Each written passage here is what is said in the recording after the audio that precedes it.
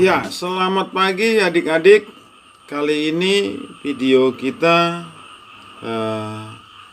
ditemani oleh suara-suara katak. Nah, ini adalah suara alami. Nah, jadi ya semoga suara tersebut tidak terlalu mengganggu. Oke, jadi topik kita hari ini adalah Kapita Selecta sifat koligatif seri yang kedua. Nah, di seri yang kedua ini kita hanya membicarakan yaitu kenaikan titik didih dan tekanan osmotik. Nah, jadi hanya dua topik ini aja, berarti dia nanti ada 5 soal. Jadi ada 3 soal kenaikan titik didih dan 2 soal dia nanti untuk tekanan osmotik. Oke. Nah, jadi untuk soal yang pertama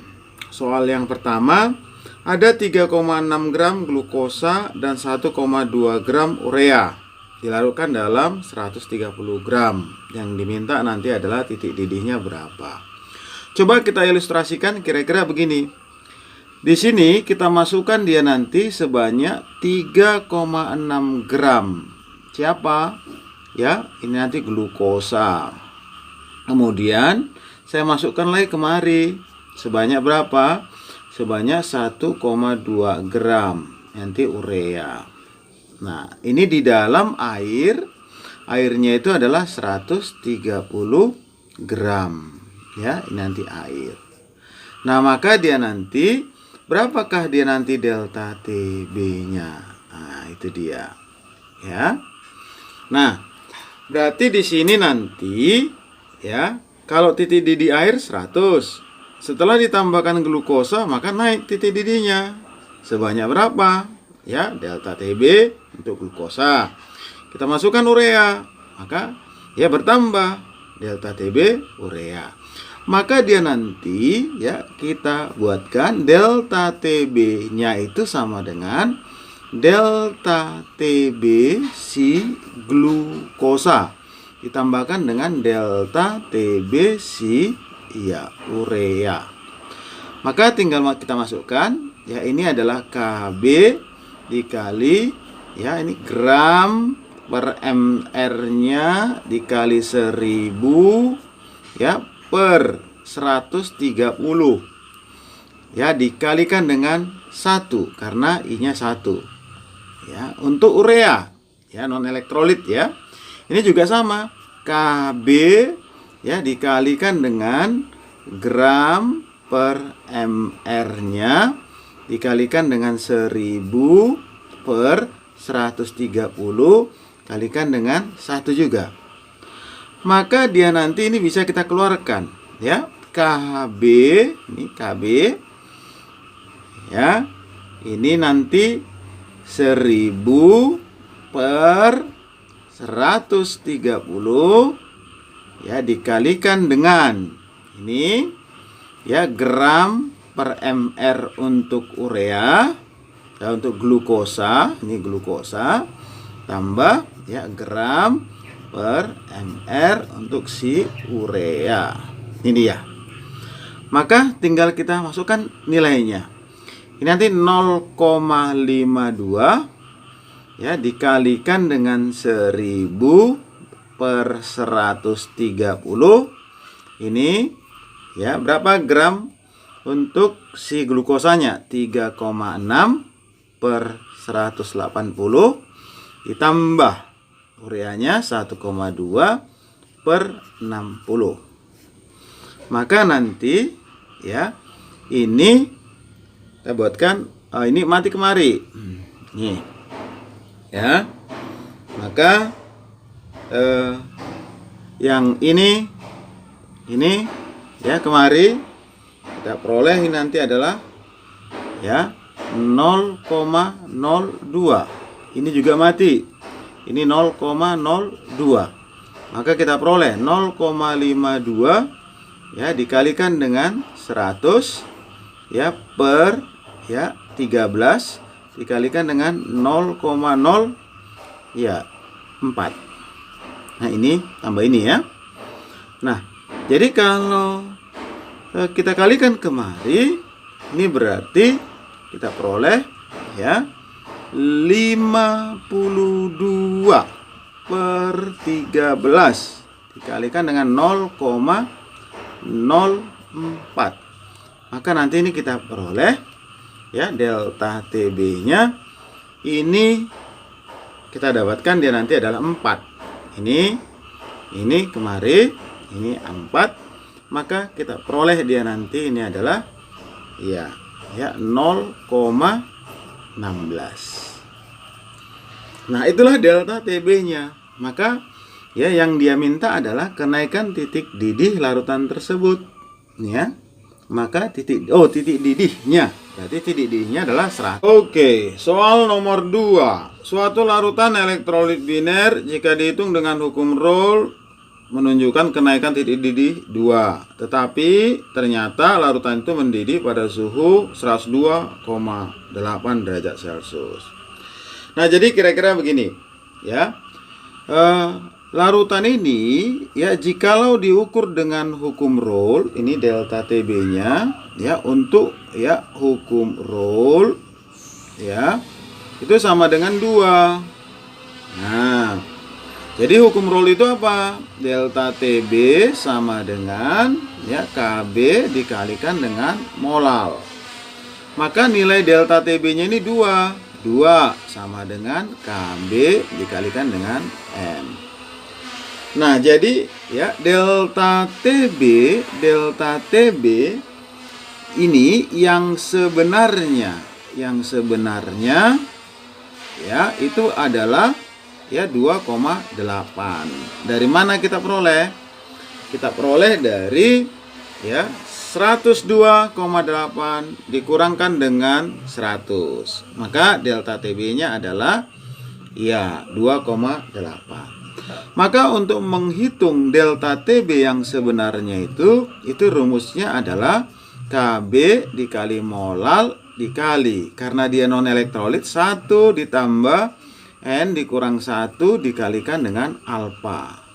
Nah, dan dia nanti adalah elektrolit biner ya. Jadi kalau elektrolit biner ya berarti nanti ya N-nya itu sama dengan 2. Contohnya misalnya HCl.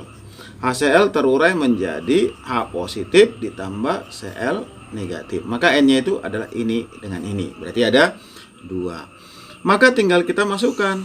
Yang sebenarnya adalah 2,8. Nah, kemudian ya berdasarkan hukum Rolle, ini KB kali M itu ada 2. Oh, ini 2. Yang ini 1 ditambah ya, ini 2 dikurang 1 dikalikan dengan alfa gitu. Berarti 2,8 sama dengan ini 2, ini kemari sama dengan alfa. Berarti ini 1 ditambah alfa. Maka peroleh 2,8 sama dengan 2 ditambah 2 alfa. Jadi pindah kemari, 2 alfa sama dengan 0,8. Berarti alfanya adalah iya 0,4. Atau boleh kita katakan dia nanti ini adalah 40 iya persen. Maka jawabannya adalah iya bola. Nomor 3. 3 gram glukosa dalam 250 ml air isotonik dengan larutan 4,6 gram zat X non elektrolit. Berarti dia nanti ada 2 buah larutan. Maka dia nanti kita buatkan, kalau dia nanti isotonik ya berarti dia nanti ya tekanannya ini akan sama. Maka kita buatkan tekanan osmosa untuk larutan glukosa itu sama dengan tekanan osmosa untuk larutan X. Maka tinggal kita masukkan aja rumusnya. Rumusnya adalah M dikali R dikali T dikali I. Ini sama juga sama dengan M dikali R dikalikan dengan T dikalikan dengan I. Maka kita lihat ya. Kita lihat dia nanti ya, karena larutannya itu pada suhu yang sama, berarti dia nanti ini T-nya akan sama. Nih. Lantas dia nanti sama-sama non elektrolit, maka ini akan sama. Nah, maka R-nya juga ini akan sama. Nah, jadi lihat ya tandanya saling mematikan gitu. Maka kita tinggal membandingkan molarnya. Maka tinggal kita masukkan aja. Oh, berarti nanti ini 3 ya. Nah, per ya 180 dikalikan dengan 1000 ya per nanti volumenya adalah 250 sama dengan yang ini berarti 4,6 per yang diminta MR-nya kalikan dengan 1000 ya per ya dia nanti ya 500. Maka nanti ini ya ini kita peroleh mati kemari ya nilainya adalah ya 4 ya ini juga kemari ya ini sama dengan 2. Nah, jadi nanti ini kita matikan lagi kemari. Nah, ini kemari mati berarti nanti 2. Berarti kita peroleh kalau kita kalikan oh ini 6 per 180 sama dengan 4,6 per iya MR-nya. Ini nanti ya juga mati lagi kemari gitu. Berarti dia nanti ini adalah ya 30. Berarti ya kita peroleh lah MR sama dengan 30 dikalikan dengan 4,6 atau 3 dikali 46. Maka dapatnya adalah 138. Maka jawabannya pola. Oke, kita lanjut nomor 4. Larutan zat-zat berikut yang memiliki titik didih yang terbesar adalah. Jadi titik didih itu adalah ya TB. TB itu sama dengan ya TB0 ditambahkan dengan ya delta TB. Kalau TB-nya besar, oh berarti delta TB-nya yang harus besar. Maka delta TB itu sama dengan KB dikalikan dengan molal dikalikan dengan I. Nah, jadi untuk larutan ini semua ya tentunya ya ini KB-nya sama. Nah, maka ya kita cari molal dengan I-nya. Maka untuk A ya, untuk A kita peroleh ya 0,1 ya molar NaCl. Maka ini kita ionisasikan ya Na positif tambah Cl negatif. Berarti nanti N-nya sama dengan ya 2. Berarti nanti delta TB-nya sama dengan 0,1 dikalikan dengan 2. Maka dapat ya 0,2 ya. Nah, tentunya nanti ini ya karena kita sudah matikan dia nanti KB-nya. Demikian juga dengan B ya, dengan B. B itu nanti 0,1 ya molar ya Na2SO4. Maka ini akan terionisasi menjadi 2 Na positif tambah SO4 2 negatif. Berarti nanti ya N-nya sama dengan ini tambah ini. Oh, berarti dia nanti ini adalah iya 3. Berarti delta TB-nya sama dengan ya 0, ya 1 juga dikalikan dengan ya I-nya. Nah, 3. Maka kita peroleh 0, ya 3. Maka ya begitulah seterusnya. Ya, jadi ini ya kita peroleh nanti harga I-nya sama dengan 2. Ini harga I-nya sama dengan 3. Ini harga I-nya sama dengan 4. Ini harga I-nya sama dengan 3. Ini harga I-nya sama dengan ya 2. Maka tinggal ya pengalinya adalah ini 0,1, yang ini kali 0,1, ini kali 0,05, ini kali 0,05, ini kali 0,2. Maka nanti nilai yang terbesar adalah iya ini. Oke, selanjutnya nomor 5. Ini yang terakhir. Ini adalah tekanan osmosa. Jadi nomor 5 ini sama dengan pertanyaan nomor 4 tadi. Hanya saja ini topiknya adalah tekanan osmosa.